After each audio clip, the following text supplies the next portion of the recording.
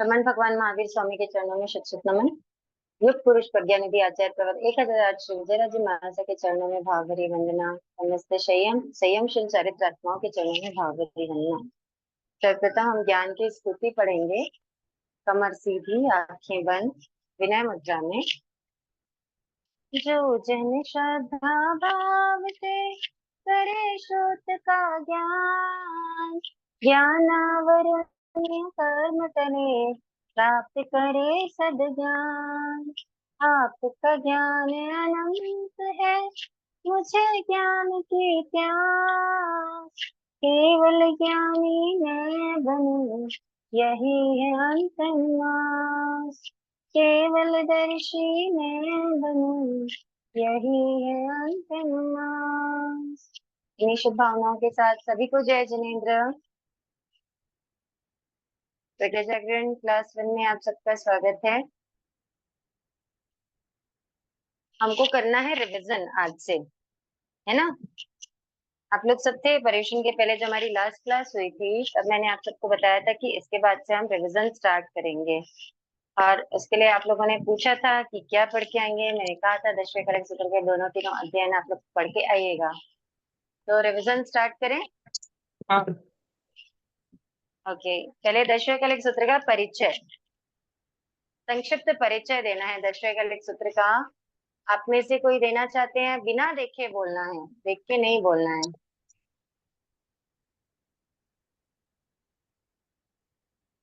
कोई नहीं तो फिर मैं बोलती हूँ, आप लोग सुनिए।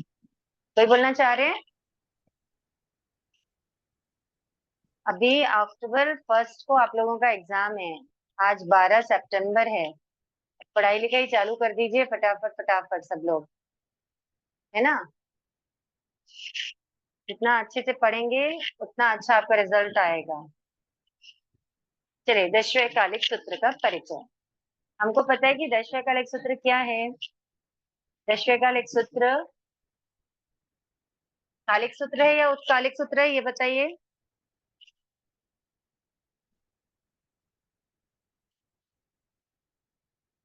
कोई रिप्लाई नहीं कर रहे हैं। उत्कालिक। हाँ, 10वें कालिक सूत्र क्या है? उत्कालिक सूत्र, उत्कालिक। ठीक है ना। इसकी रचना किसने की? स्वयंभू स्वामी आर्य स्वयंभू स्वामी। हाँ, स्वयंभव आचार्य ने। तो किसके लिए की इसकी रचना उन्होंने? उनके पुत्र मनक के। क्यों की थी उनके पुत्र मनक के लिए उसकी रचना? याद नहीं है। क्योंकि मनक जब 8 वर्ष के हुए ना, तो एक्चुअली आचार्य स्वयंभव जो थे वो स्वयंभव भट्ट थे पहले, और उन्होंने क्या किया था, मनक के जन्म के पूर्व ही दीक्षा ग्रहण कर ली थी। तो जब मनक 8 साल के हुए, उन्होंने अपनी माँ से पूछा कि मेरे पिताजी कहाँ हैं। तो उन्होंने बताया कि तुम्हारे पिताजी जैन मुनि बन चुके हैं। तो मनक जब उनके पास जाते हैं उनके दर्शन करने के लिए, तो वो अपने ज्ञान से देखते हैं कि ये क्या है। सॉरी सॉरी, दर्शन करने के लिए जाते हैं तो मनक भी क्या प्रतिबोध से दीक्षित हो जाते हैं वहां पे। और फिर उन्होंने देखा अपने ज्ञान से कि इनका आयुष्य बहुत कम है। जिसका आयुष्य मनक का सिर्फ 6 मास का आयुष्य रहता है, तो उतने कम समय में वो आचारांग आदि सूत्रों का अध्ययन तो नहीं कर पाएंगे। और बिना आचारांग का अध्ययन किए मनक को ये नहीं समझ में आएगा कि साधुचर्या जो है वो कैसे पालन करना है, शुद्ध साधुचर्या का पालन कैसे किया जाए। तो इसके लिए उन्होंने अंगों से जो मुख्य मुख्य बातें हैं, जो एक साधु के क्या बोलना चाहिए, निर्दोष जीवन के लिए जरूरी है, निर्दोष साधना के लिए जरूरी है, वैसे सूत्रों को एकत्रित करके 10वें कालिक सूत्र की रचना। ठीक है। जब 10वें कालिक सूत्र की रचना नहीं हुई थी तो उसके पहले जो नव दीक्षित साधु रहते थे वो कौन से शास्त्र का अध्ययन करते थे? आचारांग सूत्र। आचारांग सूत्र, आचारांग बहुत बढ़िया। सूत्र। हाँ, बहुत बढ़िया, आचारांग सूत्र का अध्ययन करते थे।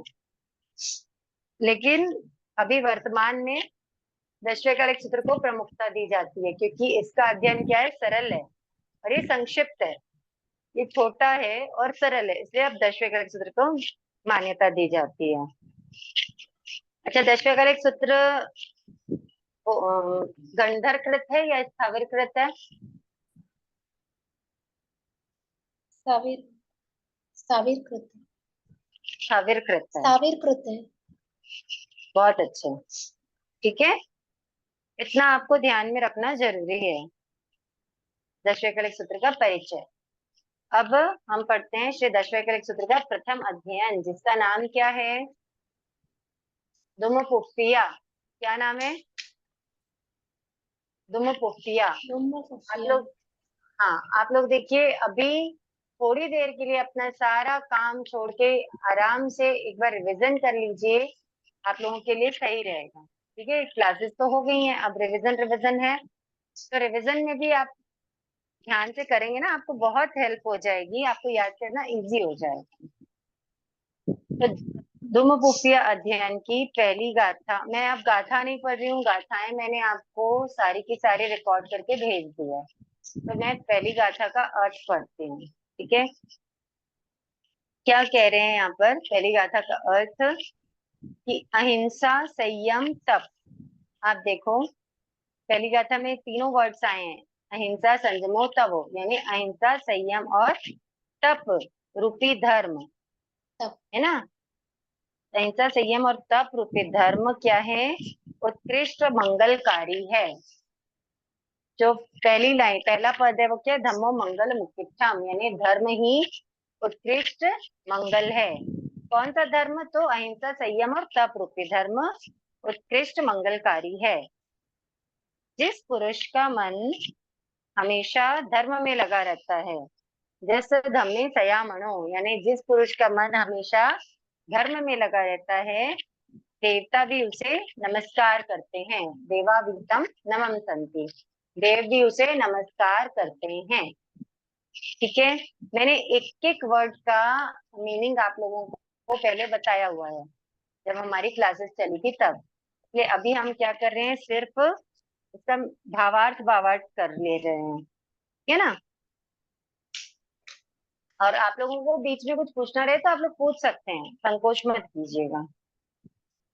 दूसरी गाथा का अर्थ पढ़ते हैं। जिस प्रकार धुमस से फुफेसु, यानी वृक्षों के फूलों से भौरा क्या करता है? थोड़ा थोड़ा रस चूसता है ना। अब यही रसम, थोड़ा थोड़ा रस भौरा अनेक वृक्षों के बहुत सारे फूलों से चूसता है। भौरा एक ही वृक्ष के एक ही फूल से रस लेता है क्या रोज रोज?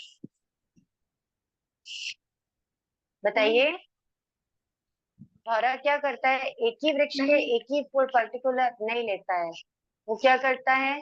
अनेक वृक्षों के फूलों से भौरा अनेक रस चूसता है। अनेक फूलों से, अनेक वृक्षों के अनेक फूलों से वो रस चूसता है। उसी प्रकार सॉरी, रस चूसता है, और जो जिन फूलों से रस चूस रहा है उनको कष्ट नहीं पहुंचाते हुए अपने जीवन को क्या करता है? वो संतुष्ट करता है, क्योंकि वो थोड़ा थोड़ा लेता है अनेक वृक्षों से, इसलिए उन वृक्षों को क्या नहीं होता है? कष्ट नहीं होता, तकलीफ नहीं होती है, तो उनको कष्ट नहीं पहुंचाता हुआ अपनी आत्मा को संतुष्ट कर लेता है।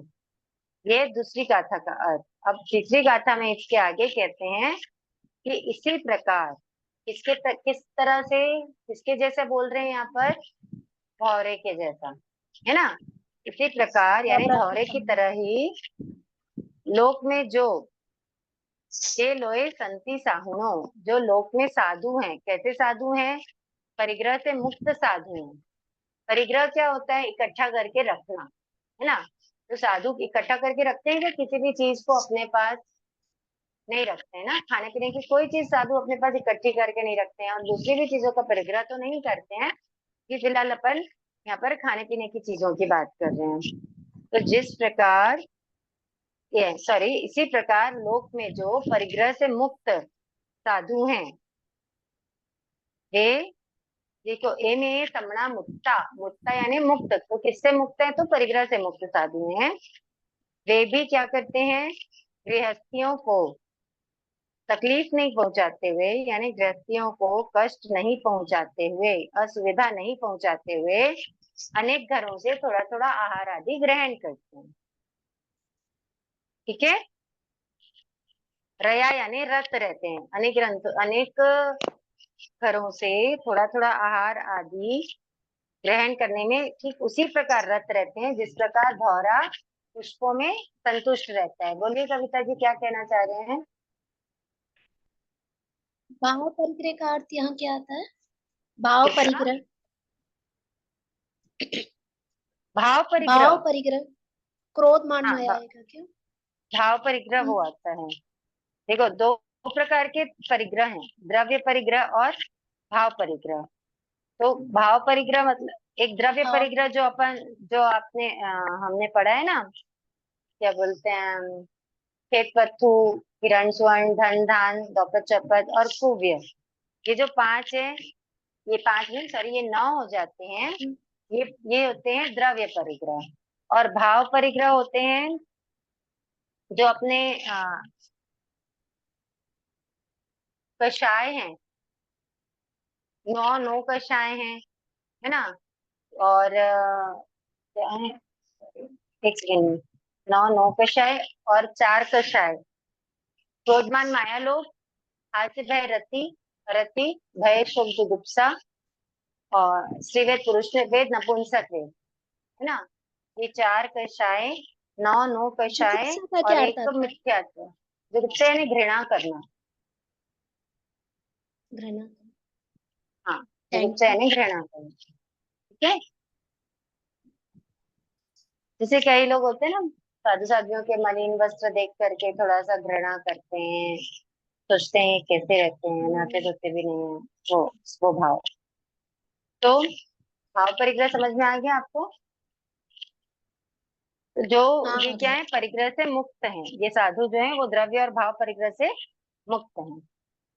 ठीक है। ये तीसरी गाथा का अर्थ हो गया। अब चौथी गाथा पे चलते हैं अपन।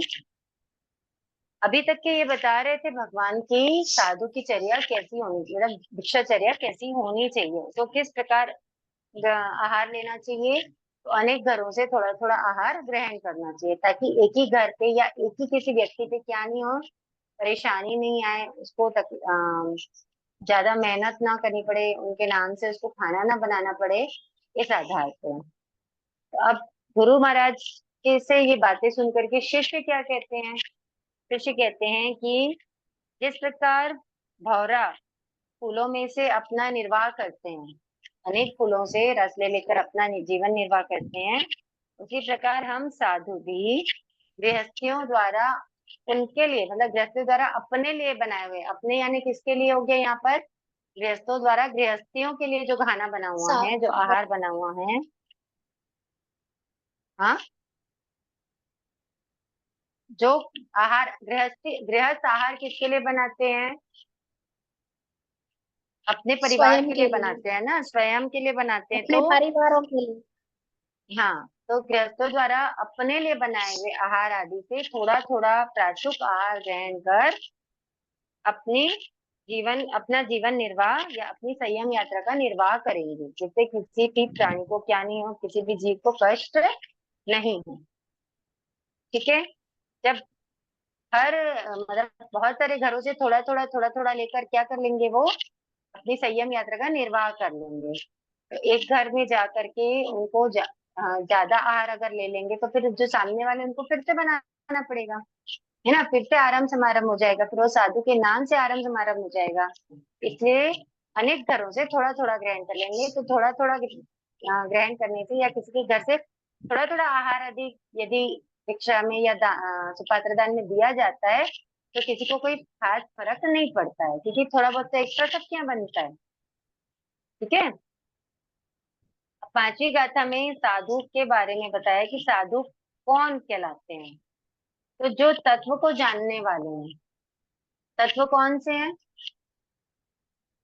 जो मतलब तत्व को जानना 9 यानी तत्व। भगवान की जीव। वाणी को समझना।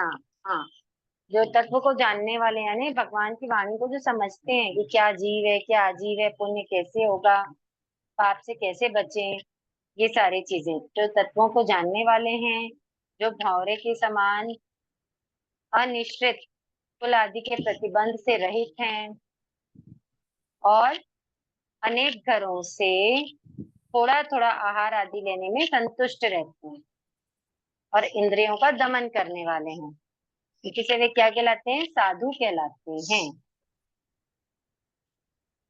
ठीक है, ये हो गई पहले अध्ययन की 5 गाथाएं कंप्लीट। अभी पहले अध्ययन में से किसी को कुछ पूछना हो तो आप मुझसे पूछ सकते हैं।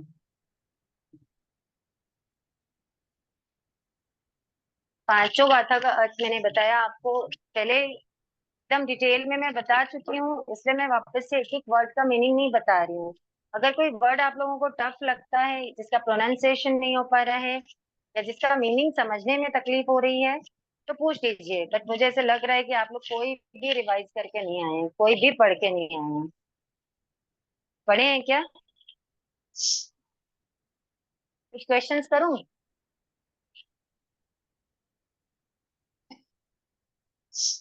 क्या बात है, आज सुस्ती क्यों है क्लास में? अपनी कोई कुछ बोल ही नहीं रहे हैं। करो। हाँ, पूछो। पूछो, ठीक है। चलिए बताइए मुझे कि तप कितने प्रकार के हैं तब 12 प्रकार की। और आभ्यंतर तप कितने प्रकार के? तरह से बाह्य। 6 हम्म, 6 6 अभ्यंतर, 6 प्रकार। 6 प्रकार के। 6 प्रकार। Very nice. हाँ, अच्छा, धर्म के कितने अंग हैं? ठीक है। हम्म, बोलो बोलो, धर्म के कितने अंग हैं? क्या बताएं पहली गाथा में? संयम, तप, अहिंसा, संयम और तप। यस, धर्म के 3 अंग हैं, अहिंसा, संयम और तप। कर्म कितने द्वारों से आते हैं?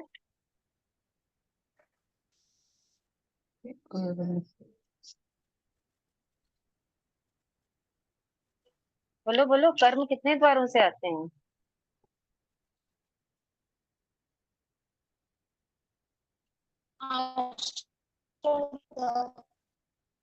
आपकी वॉइस क्लियर नहीं है। दीक्षा। कर्म कितने द्वारों से आते हैं? चलो आप लोग इसको खोज के रखना, क्वेश्चन का आंसर, ठीक है? नेक्स्ट क्लास में मुझे बताना। ये बताओ, धर्म कितने प्रकार के हैं?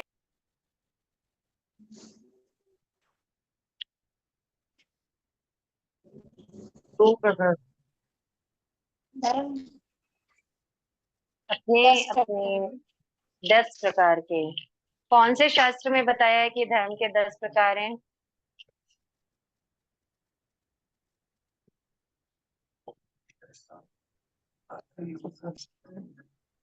बोलिए। ठाणांग सूत्र में किसमें बताया है? प्राणांग। खाना। ठाणांग सूत्र में, ठीक है। चलिए, मैं दूसरे अध्ययन की ओर चलती हूँ। पहले अध्ययन से किसी को कुछ पूछना हो तो बोलिए, अदरवाइज दूसरा अध्ययन स्टार्ट करते हैं। स्टार्ट करें। हाँ। दूसरे अध्ययन का नाम है सामान्य पुव्यम। क्या नाम है? सामान्य पुव्यम, यानी सामान्य पूर्वक। सामान्य क्या होता है? सामान्य किसे कहते हैं? हाँ, श्रमण, श्रमण के भाव को सामान्य कहते हैं। श्रमण कौन होते हैं? साधु। साधु। साधु। श्रमण मतलब क्या हो गया? साधु, है ना? और सामान्य, सामान्य का मतलब हो गया साधुता, ठीक है। श्रमण, श्रमण के भाव को अपन क्या कहते हैं? सामान्य कहते हैं, ठीक है। इस अध्ययन में बताया है कि श्रमण के कैसे भाव होना चाहिए, यानी शुद्ध साधुता का पालन करने के लिए किन बातों का ध्यान रखना चाहिए। श्रमण धर्म या श्रमण भाव या श्रमणत्व, कुछ भी कहा जा सकता है इसको, ये आपको इसलिए डिटेल में बता रही हूँ मैं इसका मीनिंग, ताकि आपको ध्यान में रहे कि इस अध्ययन में किस बारे में बात की गई है। श्रमणत्व या श्रमण भाव।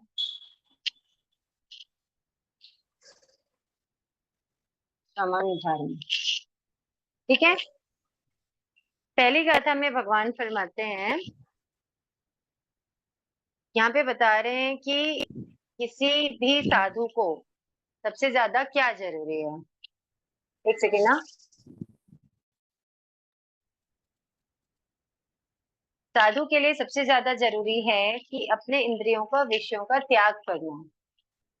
भगवान फरमाते हैं कि जो इंद्रियों के विषयों का त्याग नहीं करता है, जो कामे न निवारे, इसका मतलब जो इंद्रियों के विषयों का त्याग नहीं करता है, यानी काम भोगों का निवारण नहीं करता है, उसका त्याग नहीं करता है, उसकी इच्छाएं क्या होती है, हमेशा बढ़ती रहती है। वो संकल्प विकल्प यानी इच्छाओं के वश में होकर के पग पग पर दुखी होकर के श्रमण धर्म का पालन कैसे कर सकता है। मतलब जो विषयों का त्याग नहीं करेगा, इच्छाओं में उलझा रहेगा, संकल्प विकल्प मन में चलते रहेंगे, वो साधुता का पालन कर सकता है क्या?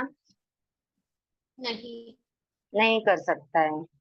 तो क्योंकि उसको संतोष ही नहीं है ना। और जब तक ये संतोष नहीं रहेगा तब तक ये माइंड स्थिर नहीं रहेगा, और माइंड स्थिर नहीं रहेगा तो चारित्र की आराधना नहीं हो सकती है। ठीक है।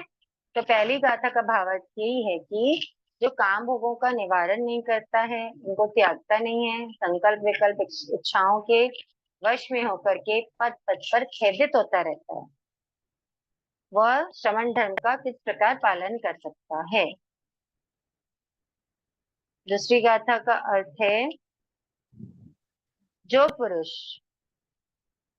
पराधीन होने के कारण, यानी देखो त्याग तो कर रहे हैं, ठीक है, साधुता का मतलब है सीधा सीधा संसार का त्याग, आश्रमों का त्याग, है ना। तो आश्रम क्या होते हैं, ये बताइए मुझे। आश्रम कर्मों का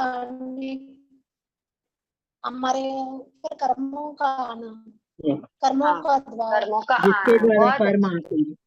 बहुत बहुत अच्छी बात है। तो अभी मैंने तो पूछा था आप लोगों को कि कर्म कितने द्वारों से आते हैं।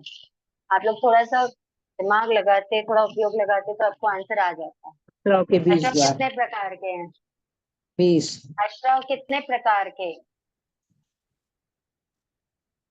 आश्रम हम्म। यही है कि मिथ्या, अव्रत, प्रमाद, हाँ, कषाय, और अशुद्ध। 5 प्रकार के। अटर। तो कर्म कितने द्वारों से आते हैं? 5 द्वारों से आते हैं। मैंने ही आंसर बता दिया। चलो, तो क्या बता रही थी मैं आपको, हाँ, मतलब देखो त्याग तो करना ही है ना। दीक्षा लेने के लिए, साधु बनने के लिए त्याग तो करना ही है, लेकिन त्याग 2 टाइप का होता है।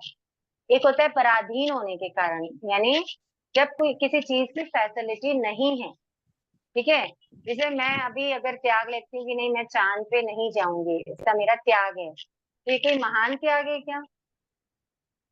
ये कोई महान नहीं, त्याग नहीं है, क्योंकि पता है कि वहां तो मैं जा ही नहीं सकती। लेकिन नहीं, फिर भी क्योंकि हम समझते हैं धर्म को कि हमको बेवजह की क्रियाएं क्यों लगे, इतने रॉकेट जा रहे हैं, चंद्रयान जा रहा है, इतनी क्रिया हमको क्यों लगे, इसलिए हमने उसका त्याग किया, वो एक अलग बात है। बट वो आदर्श त्याग नहीं है। आदर्श त्याग वही होता है कि आपके पास फुल फैसिलिटी है ना, आप के उसको बाद उसको भोग आप सकते छोड़ो। हो, तब आपने अगर उसका त्याग किया है तो वो आदर्श त्याग होता है। तो यहाँ दूसरी गाथा में क्या बता रहे हैं कि जो पुरुष रोग आदि किसी पराधीनता के कारण प्राप्त सुविधाओं का, प्राप्त भोगों का भोग नहीं करता है, तो वो जैसे वस्त्र गंध अलंकार यानी आभूषण स्त्री शैया आदि को नहीं भोगता है, वह त्यागी नहीं हो सकता। मतलब वह इंसान, मतलब वह त्यागी नहीं कहा जाता। यानी यहाँ पे एक पराधीनता है, किसी के पास फैसिलिटी नहीं है, किसी के पास वो चीजें अवेलेबल नहीं है, तो उसने त्याग कर दिया, तो वो त्यागी नहीं कहा जाता। ठीक है, हमने पहचान ले लिया, हमारी क्रियाएं रुक गई, हमको उन चीजों की क्रियाएं नहीं लग रही है, बट वो एक त्याग नहीं कहलाता। त्याग क्या कहलाता है, तो वो तीसरी गाथा में हम पढ़ते हैं जो पुरुष प्रिय मनोहर मतलब प्राप्त हुए प्रिय मनोहर भोगने योग्य और स्वाधीन भोगों को उदासीनता पूर्वक त्याग देता है। ये मेरे पास फैसिलिटी है कि मैं एसी ऑन कर सकती हूँ, उसके बाद अगर मैंने एसी ऑन नहीं किया कि मैं आज एसी का त्याग करती हूँ, तो वो होता है त्याग। वह आदर्श त्यागी कहलाता है। समझ में आ रहा है? तो त्याग का महत्व तब है जब हम आसक्ति छोड़ते हैं, तब। सीधी सी बात है, यहाँ पे आसक्ति है, उसको हमने अपने उस पे विजय प्राप्त के तीसरी गाथा का अर्थ है। देखिए पीछे पीछे सब लोग ज्वाइन कर रहे हैं, मैं सबको बोल रही हूँ कि अगर आप लोगों को कहीं पे भी ऐसा लगता है कि हमको वर्ड्स नहीं समझ में आ रहे हैं और हमको ये समझना है, तो आप लोग बोल सकते हैं मुझे, ये वर्ड्स बता दीजिए, इनका क्या मीनिंग होगा, है ना।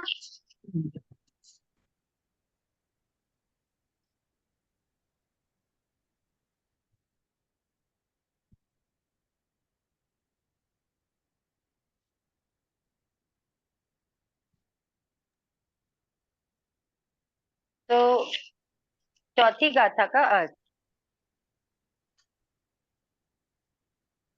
समभाव। अभी हमने ये समझ लिया है कि त्यागी कौन होता है, ठीक है ना। अब आगे हम पढ़ते हैं कि समभाव पूर्वक संयम मार्ग में विचरण करते हुए साधु का मन कभी संयम से बाहर निकल जाए। कैसे निकल जाता है संयम से बाहर? कभी उनको पूर्व भोगे हुए भोग याद आ जाते हैं, है ना। तो या अभी जैसे कुछ बीमारी हो जाती है या कुछ हो जाता है, तो ऐसा लगता है इससे तो मेरे को वहां पे फैसिलिटी मिल जाती। इस तरीके से अगर संयम से बाहर निकल जाए, तो वह स्त्री मेरी नहीं है और मैं उसका नहीं हूँ, इस प्रकार का विचार करके उस स्त्री पर से राग भाव को दूर करें। वह मेरी नहीं और मैं उसका नहीं, ये दृष्टांत मैंने बताया था आपको, आपके पीडीएफ में भी दिया हुआ है ना।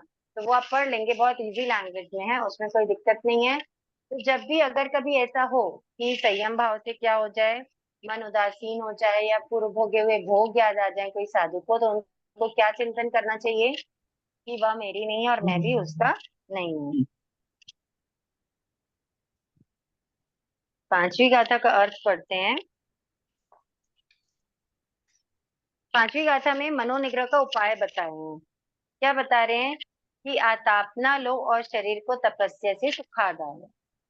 आतापना लेना का मतलब होता है जैसे जैसे जो जो ऋतु आती है उस ऋतु के अनुसार अपने शरीर क्या बोलते हैं, उस ऋतु का जो भी परीक्षा है उसको सहन करना, है ना।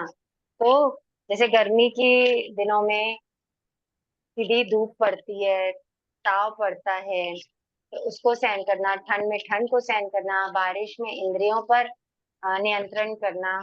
तो ये होता है, ये है आतापना लो और शरीर को तपस्या से सुखा डालो। सुकुमारता को त्याग दो, काम भोगों को दूर करो, निश्चय ही दुख क्या होगा, दूर होगा।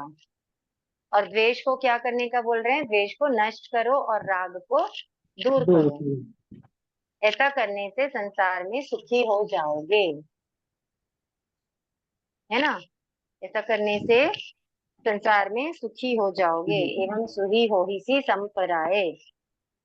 ठीक है।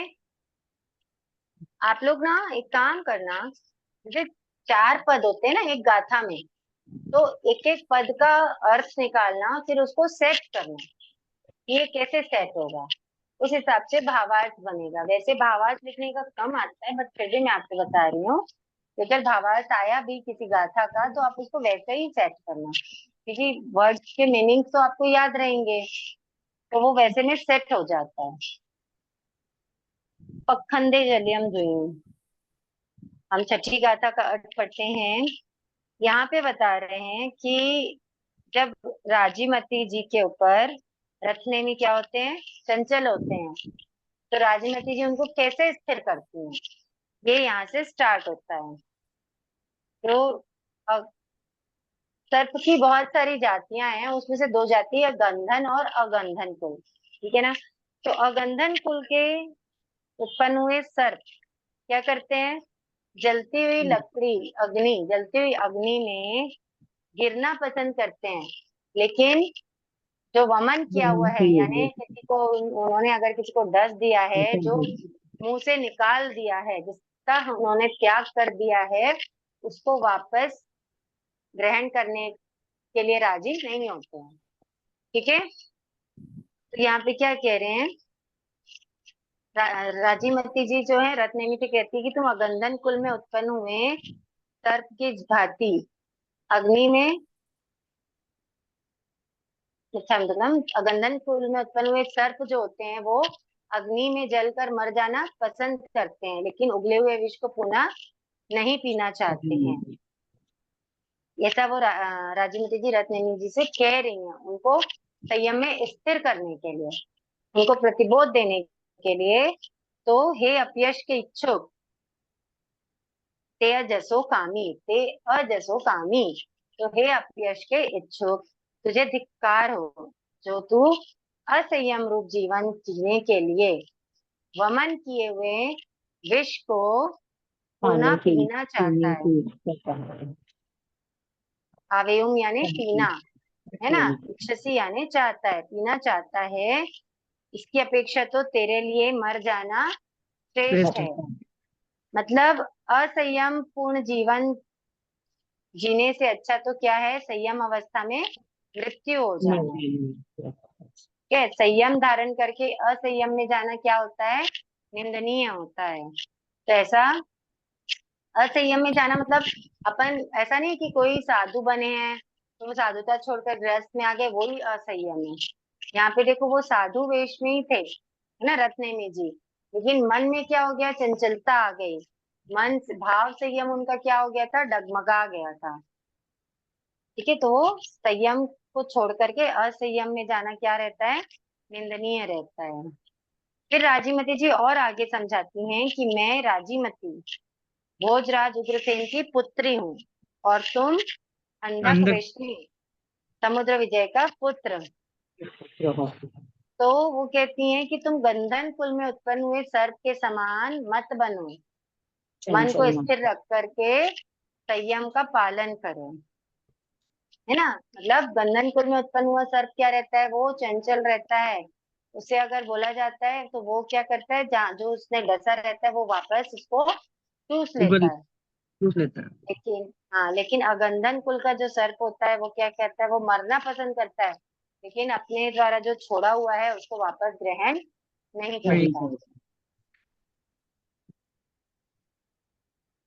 फिर आगे रत्नेमी जी कहती हैं कि मुनि, हे मुनि, तुम जिन जिन स्त्रियों को देखोगे, यदि उन उन स्त्रियों पर तुम्हारे बुरे भाव आएंगे, यदि तुम बुरे भाव करोगे, तो वायु से प्रेरित हड नाम की वनस्पति के जैसे, मतलब एक हड नाम की वनस्पति होती है जो अगर तेज हवा का झोंका आता है तो क्या होता है, वो गिर जाती है ना। तो क्या कह रहे, समुद्र के किनारे जो हड नाम की वनस्पति रहती है, वो वायु से प्रेरित हड नामक वनस्पति की भांति अस्थिर आत्मा वाले हो जाओगे। हड नाम की जो वनस्पति वो कैसी रहती है, अस्थिर रहती है, मतलब नाजुक रहती, कभी इधर की हवा आती तो इधर डोलती है, उधर की हवा आती तो उधर डोलती है ना। तो तुम वायु हड नाम की वनस्पति की भांति अस्थिर मत बनो, नहीं तो क्या होगा, तुम्हारी आत्मा भी क्या रहेगी, उच्च पद से नीचे गिर जाएगी। ठीक है, अब अगली गाथा पढ़ते हैं, तीसरे सुवर्णम सच्चा। तो वो रत्नेमी जो है, ये संयमवती साध्वी कौन रहते हैं, संयमवती साध्वी कौन है, यहाँ पर किसकी बात चल रही है, राजमती राजीमती जी की। तो संयमवती साध्वी के सुभाषित वचन सुनकर रत्नेमी क्या हो गए, धर्म में स्थिर हो गए। कैसे स्थिर हो गए धर्म में, जैसे अंकुश से हाथी स्थिर हो जाता है, हाँ वश में हो जाता है ना, वैसे ही राजीमती के वचन सुनकर, सुभाषित वचन सुनकर के रत्नेमी भी क्या हो गए, स्थिर हो गए। संयम में स्थिर हो गए। कितने कितने सोचिए, मतलब हलुकर्मी थे, कितने सरल थे कि थोड़ा सा समझाने से वो क्या हो गया, वापस समझ संयम में स्थिर हो गए। लो। ठीक है। अब नेक्स्ट गाथा है, लास्ट गाथा दूसरे अध्ययन की। देखो यहाँ पर ना साधु के लिए कौन कौन सी उपाधि बताई हुई है, विशेषण बताए हुए हैं। तो सबसे पहले संबुद्धा, मैं ये क्लास करवाते टाइम भी बताया था कि संबुद्धा, पंडिया, पवियक्षणा और विनय, वो क्या बोलते हैं, पुरीसुत्तमो। क्या क्या है? संबुद्धा, पुरुषों में पंडिया, उत्तम। पवियक्षणा और पुरीसुत्तमो। हाँ, पुरुषों में उत्तम। संबुद्धा यानी संबुद्ध, जो सम्यक ज्ञान से संपन्न है, उनको कहते हैं संबुद्ध। जो सम्यक दर्शन से सम्यक दर्शन से क्या है, संपन्न है, उनको कहते हैं शिक्षा में टुकड़ा। सम्यक ज्ञान से संपन्न है वो है पंडित। पंडित। पंडिया, पंडिया यानी पंडित। जो पंडित। सम्यक ज्ञान संपन्न है वो पंडित, जो सम्यक दर्शन संपन्न है वो संबुद्ध, और जो सम्यक चारित्र संपन्न है वो प्रविचक्षण। प्रविक्षण। ठीक प्रविचक्षण। है, उनको क्या कहते हैं, प्रविचक्षण। ठीक है। हम्म। यहाँ पर द्वितीय अध्ययन का सार दिया हुआ है। द्वितीय अध्ययन का सार वही है, दोनों तीनों इसमें कथानक दिए हुए हैं। वो तो आप पढ़ लेंगे तो भी आपको इजीली समझ में आ जाएगा, है ना। मैंने वहां का भी पहले अध्ययन के पीछे भी जो सार दिया हुआ है वो मैंने अलग से नहीं पढ़ा है, क्योंकि बहुत इजी लैंग्वेज में दिया हुआ है, इसलिए आप लोग इसको पढ़ लेना। तीसरा अध्ययन, तीसरे अध्ययन का अर्थ करवाऊं कि कुछ क्वेश्चंस पूछ लूं आप लोगों से, बताइए। क्वेश्चन पूछो। क्वेश्चन पूछूं? दूसरे अध्ययन में कितनी गाथा है? 10, 11, तीसरे अध्ययन में बोलो। 11, पहले अध्ययन में कितनी गाथा है? 5। 5, तीसरे अध्ययन में कितनी गाथा है? 15। 15। कितनी है? 15। 15 गाथा है। ओके। अच्छा, अब आप 10वें कड़ी सूत्र के आधार पर साधु की कोई 5 विशेषता बताइए।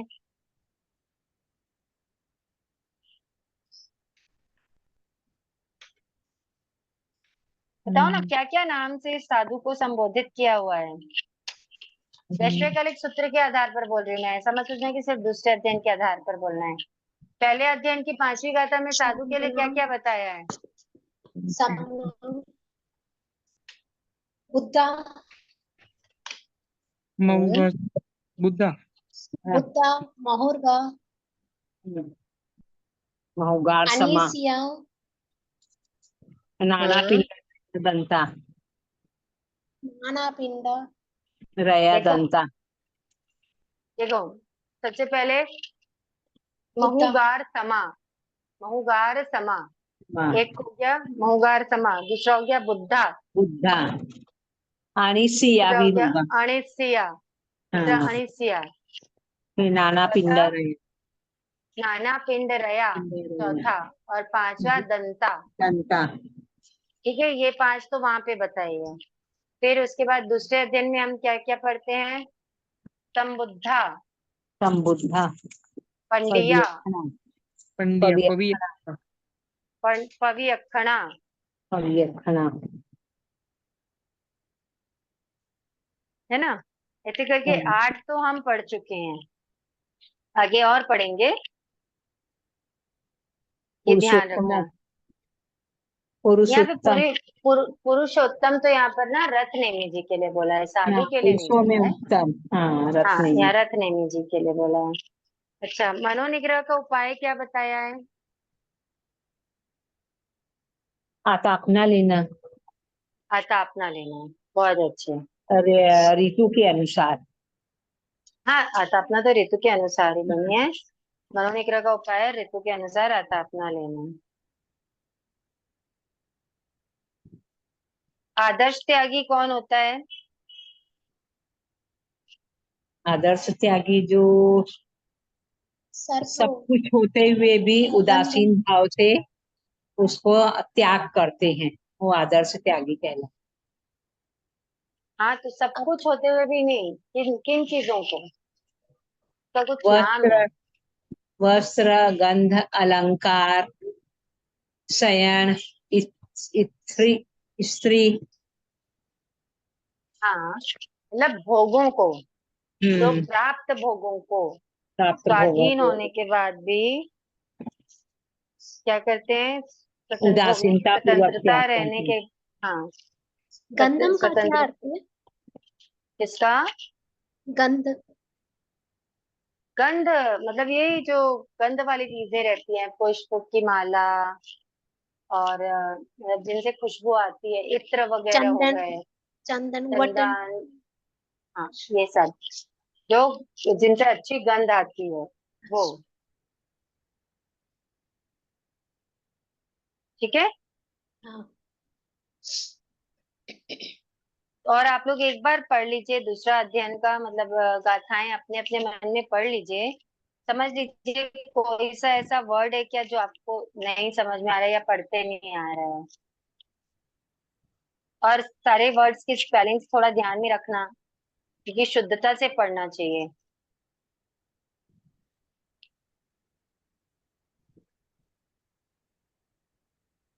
पहला अध्ययन और दूसरा अध्ययन दोनों आप लोग पढ़, एक बार समझ लीजिए, मतलब पढ़ के देख लीजिए।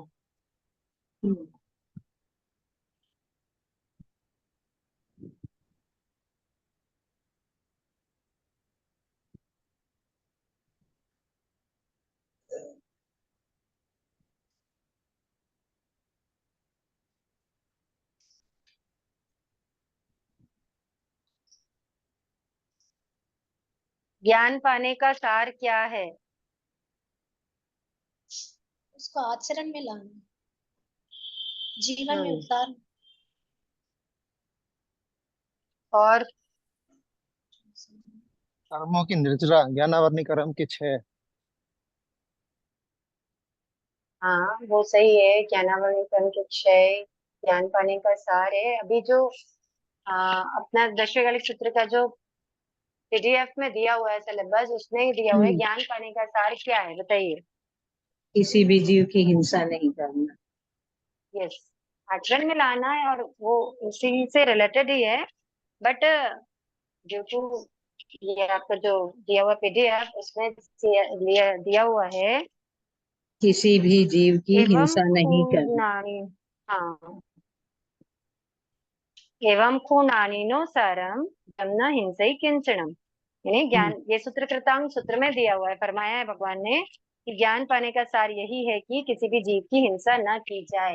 जब हम जानते हैं कि कौन से जीव होते हैं छोटे छोटे छोटे छोटे, तो उनकी हिंसा से बचना ही ज्ञान पाने का सार है।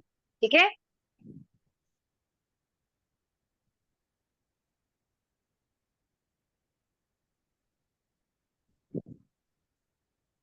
असंयम में जाना, संयम धारण करके असंयम में जाना क्या है?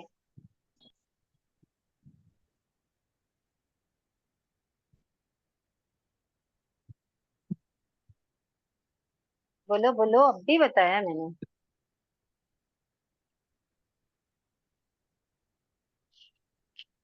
संयम धारण करके असंयम में जाना यानी निंदनीय है। जलते हुए क्या है? मरण तुल्य। मरण निंदनीय। तुल्य। निंदनीय है। अच्छा, रथ नेमी धर्म मार्ग में किस प्रकार स्थिर हुए? किसका एग्जाम्पल दिया है? वो अंधक अंधक हाथी जैसे अंकुश से, हाथी का हाँ, दृष्टांत।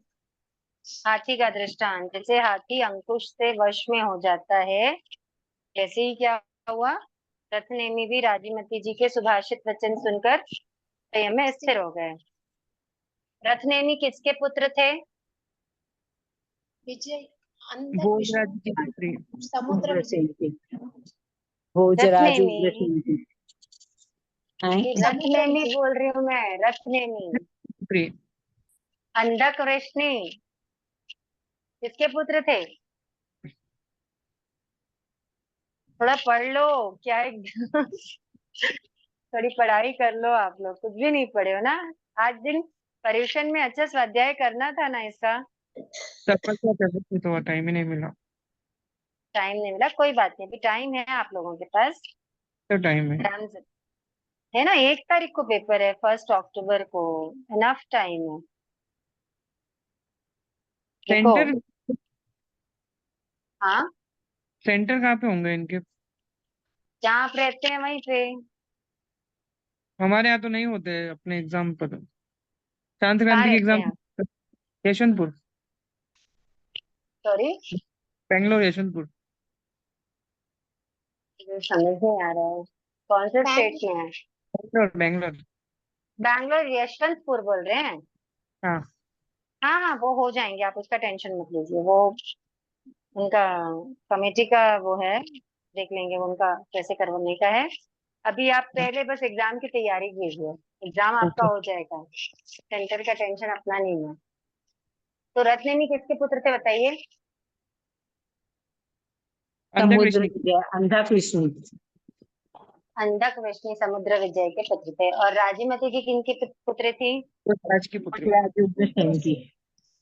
भोजराज उग्रसेन की पुत्री थी। ठीक है। अच्छा। अम राजीमती जी रत्नेनी को कौन सी वनस्पति का उदाहरण देती हैं? थर्ड वृक्ष। कौन सी? हड थर्ड। नामक वनस्पति। हाँ हाँ, हड नामक वनस्पति। अम,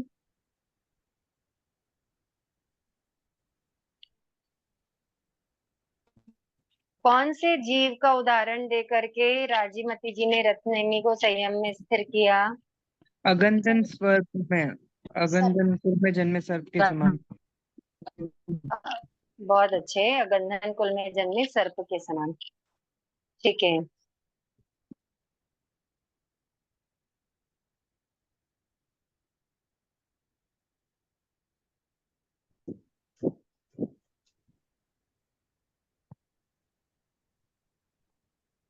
अहिंसा का क्या मतलब है?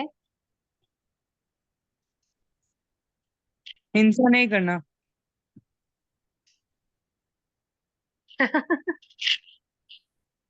छह काय की रक्षा बहुत करना अच्छी उसको बात है, अहिंसा बोलते हैं। लेकिन छह काय की रक्षा करना, उसको जीव पे कोई यस, छह गाय की हमला रक्षा। करती है तो अहिंसा हिंसा बोलते हैं। हम्म, सही है, बहुत अच्छे। मेन यहाँ पे किसी भी जीव के प्राणों का अतिपात नहीं करना। ठीक है।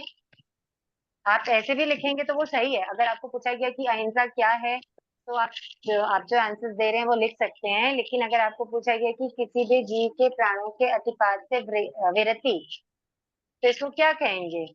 अहिंसा। अहिंसा कहेंगे। ठीक है। शाश्वत मंगल कितने हैं?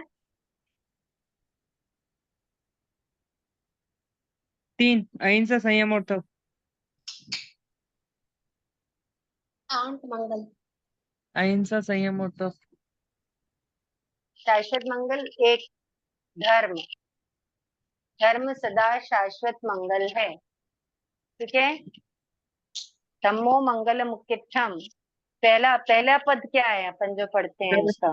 मंगल है। धम्मो मंगल मुख्यम, धर्म उत्कृष्ट मंगल है। तो शाश्वत मंगल कितने हैं तो? एक। एक। और मंगल कितने प्रकार के होते हैं? अष्ट मंगल। 8 बटे। अष्ट मंगल जो है वो कौन से मंगल है?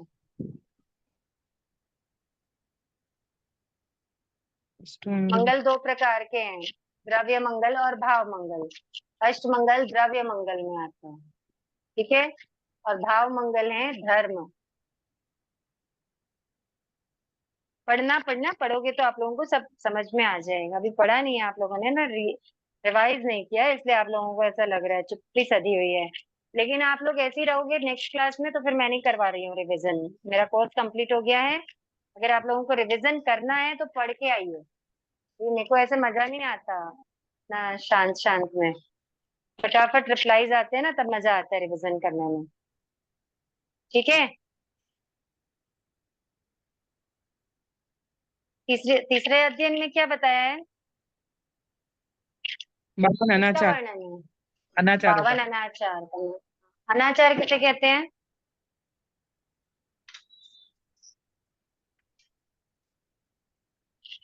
कितनी इजी चीज है, इसको सोचना पड़ रहा है आप लोगों को कि अनाचार, अन आचार जो मतलब साधुओं के कार्य है। हाँ, जो साधुओं के आचरण के योग्य नहीं है वो अनाचार, जो निर्ग्रंथ महर्षियों के आचरण के योग्य नहीं है।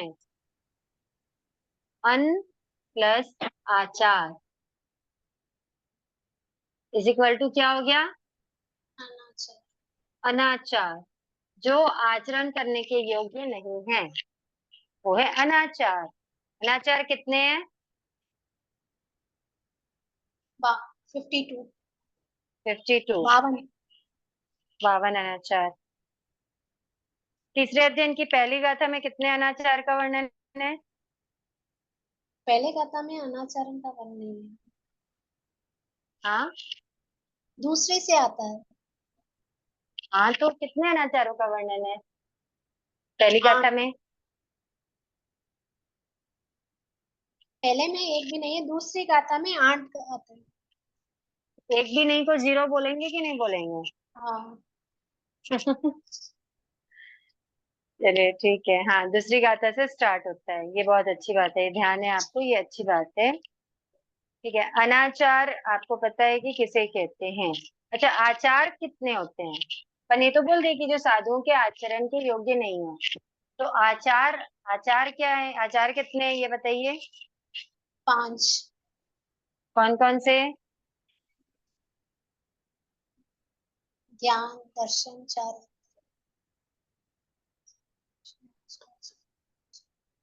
बोलिए ना, कौन कौन से ज्ञानाचार, हैं? हाँ, दर्शनाचार, बोलिए बोलिए बोलिए, सही बोल रहे हैं। चरित्राचार। हम्म। चरित्राचार, तपाचार और वीर्याचार। कौन कौन से? ज्ञानाचार, दर्शनाचार, चित्ताचार, तपाचार, वीर्याचार, ये 5 आचार हैं। ओके,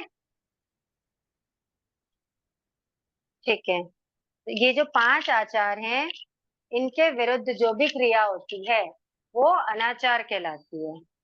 ऐसे 52 अनाचारों का वर्णन तीसरे अध्ययन में है, जिसका रिवीजन हम नेक्स्ट क्लास में करेंगे। 52 अनाचार आप लोगों को जरूर से पढ़ के आना है, और पहला और दूसरा अध्ययन भी पढ़ के आना है, ताकि जो भी क्वेश्चन वहां पर आए क्लास में रिवीजन में, आपको वो पता रहे कि उसका आंसर क्या है। तीसरे अध्ययन का नाम है क्षुल्लकाचार कथा, यानी खुदिया यार कहा। अब इसका नाम क्षुल्लकाचार कथा क्यों है, का क्या मीनिंग है, और आगे 52 अनाचार कैसे क्या है, ये सब हम नेक्स्ट क्लास में पढ़ेंगे। अभी आप लोगों को और कुछ पूछना है तो 1-2 मिनट समय है, आप पूछ सकते हैं।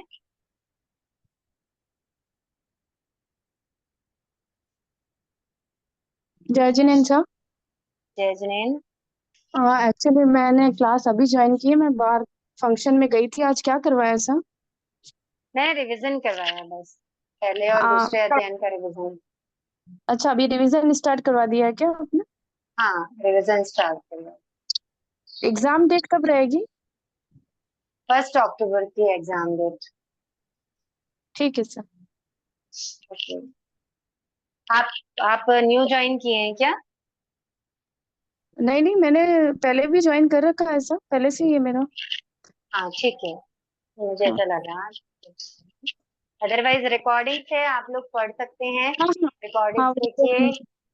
हाँ, और जहाँ पे भी कुछ डाउट हो तो मुझे मैसेज कर सकते हैं, कोई दिक्कत नहीं है। पढ़ाई धन्यवाद। स्टार्ट कर दीजिए अब, है ना? ठीक है, धन्यवाद सर। हाँ सर। ज्यादा टाइम नहीं बचा है क्योंकि एग्जाम्स को आपके। और ये गाथा ठीक, याद करनी पड़ेगी सर थोरोली? ज्यादा कर लेंगे तो अच्छी बात है। अच्छा, सैंपल पेपर कुछ मिल पाएगा क्या? कैसा पेपर रहता है सर? हाँ, मैं कोशिश करती हूँ पिछली बार के पेपर ठीक है। अरेंज करने की, तो मैं ग्रुप हाँ, में भेज दूंगी। ओके, धन्यवाद सर। हाँ। ओके। सुनीता जी, आप न्यू हैं आपको कोर्स याद है, मतलब ध्यान में है कि दशरथ कड़क सूत्र के 3 अध्ययन क्या है, और 5 समिति 3 गुप्ती का थोपड़ा और 6 काय का थोपड़ा। अच्छा, आप लोग सब लोग एक बात का ध्यान रखना कि सबके पास बुक्स रहती हैं, ठीक है। दशरथ कड़क सूत्र की भी बुक रहती है, दोनों थोपड़े की भी बुक रहती है, लेकिन जो क्वेश्चन पेपर आएगा आपका वो पीडीएफ से आएगा। तो पीडीएफ की जिसने भी हार्ड कॉपी नहीं करवाई होगी वो हार्ड कॉपी करवा लें, तो आपको पढ़ना सही रहेगा। ज्यादा पेजेस नहीं है, 32 पेजेस की है, तो आप लोग हार्ड कॉपी करवा के रख लीजिएगा अपने अपने पीडीएफ का। ओके, चलिए। ठीक, अच्छी बात है सुनीता जी, आपको याद है तो बस आप पीडीएफ से पढ़िए, और कुछ आपको ऐसा लगता है तो ग्रुप में रिकॉर्डिंग्स रहती हैं, आज की भी क्लास की रिकॉर्डिंग कल आएगी, तो उस लिंक से आपको पहले की पूरी रिकॉर्डिंग्स मिल जाएंगी, तो आप उन रिकॉर्डिंग से पढ़ाई कर सकते हैं, ठीक है। चलिए, आज के लिए इतना ही। जिनाज्ञा विरुद्ध कुछ कहने में आया तो मिच्छामि दुक्कडम। हार्ड कॉपी है तो अच्छी बात है, हार्ड कॉपी से पढ़िए आप। किसी का दिल दुखाया हो तो समझ सामना सा। आज मैंने आप लोगों को बार बार बोला है कि आप लोग पढ़ाई नहीं किए हैं तो समझ सामना, लेकिन पढ़ाई करना जरूरी है ना। एग्जाम सब सर पे है, और आप लोग क्या रिप्लाई करते तो मेरे को भी पढ़ाने में मजा आता है, अदरवाइज एकदम सूना सूना लगता है, ठीक है। तो नेक्स्ट मंडे का भाव है, सब लोग रिवीजन करके आइए। विश्व एक सूत्र पहला, दूसरा और तीसरा अध्ययन। तो परसों हम सॉरी मंडे को हम तीसरे अध्ययन का रिवीजन करने का भाव रखते हैं, फिर हम जो 2 थोपड़े हैं उनको अच्छे से डिटेल में कर लेंगे, तो आपको याद भी करवाते जाएंगे साथ में। ओके, चलिए, कमर सीधी, आंखें बंद, विनय मुद्रा में गुरुजनों के प्रति कृतज्ञता अर्पित करेंगे। अहो गुरुवर कृपा करी, दीन ज्ञान की दान, भव भव में ना भूलेंगे आपका उपकार, ओ गुरु सा आपका उपकार।